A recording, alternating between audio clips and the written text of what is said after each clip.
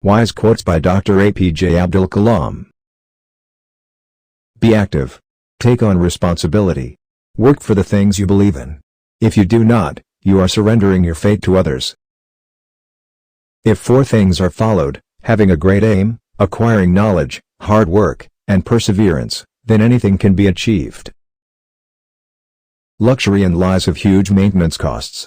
But truth and simplicity are self-maintained without any cost. All God's creatures are His family, and He is the most beloved of God who tries to do most good to God's creatures. Be more dedicated to making solid achievements than in running after swift but synthetic happiness. The difference between an energetic person and a confused person is the difference in the way their minds handle their experiences. For great men, religion is a way of making friends. Small people make religion a fighting tool. What you are destined to become is not revealed now, but it is predetermined.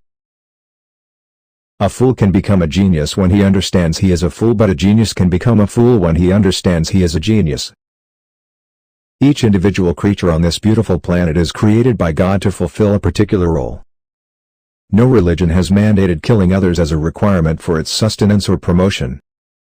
Please like and subscribe. Thanks for watching videos.